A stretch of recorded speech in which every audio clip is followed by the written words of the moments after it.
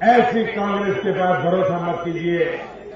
भाइयों बहनों, अटल बिहारी वाजपेयी की सरकार 6 साल चली थी, लेकिन 6 साल में अटल बिहारी वाजपेयी जी ने देश के 6.5 करोड़ नौजवानों को रोजगार दिया था।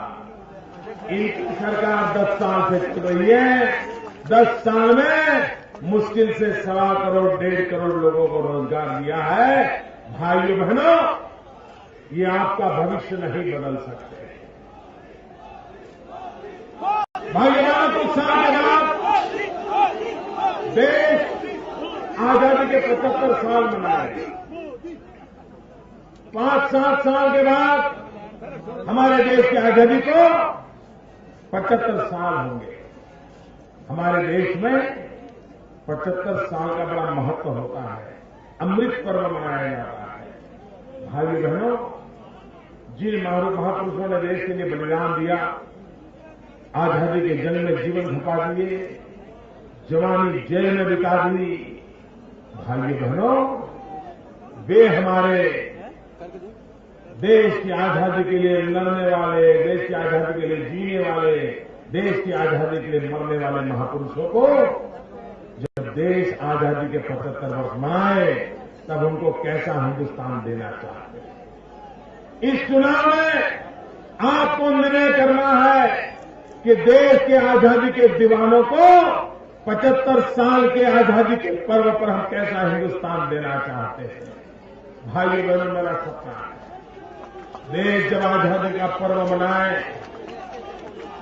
देश जब आजादी का 75वीं जयंती मनाए, तब तक हमारे देश में कोई भी परिवार ऐसा न हो जिसके पास रहने के लिए घर न हो। ऐसा कोई परिवार न हो जिसके घर पे छत न हो। ऐसा कोई परिवार न हो जिसके घर में नल न हो, और नल भी ऐसा हो जिसमें पानी आता हो। हर घर में बिजली हो, हर घर में शौचालय हो, बच्चों की शिक्षा का प्रबंध हो, बुजुर्गों के लिए अस्पताल की व्यवस्था हो। मेरे भाइयों बहनों, क्या हम ऐसा देश नहीं बना सकते? बना सकते हैं नहीं? मुझे बनाना है, मुझे आशीर्वाद। हम सबको मिलकर के बनाना है। हम संकल्प करें और हरियाणा से भारतीय जनता पार्टी के सभी कमल को विजयी बनाइए, हमारे साथी दल को विजयी बनाइए। और मेरी पूरे देशवासियों से अपील है, अब देश को सिर्फ परिवर्तन चाहिए ऐसा नहीं, ये गए और कोई आए ऐसा नहीं, ये तो जाएंगे जाएंगे जाएंगे, बचने वाले नहीं है।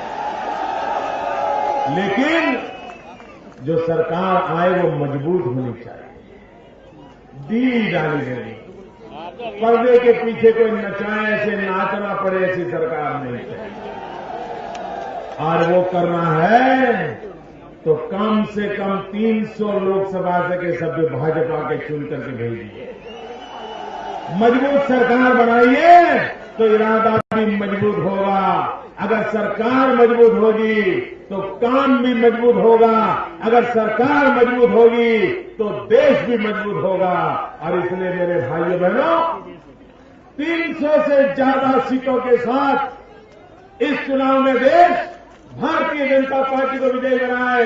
और मैं विश्वास दिलाता हूं आपके सपनों को मैं पूरा करूंगा।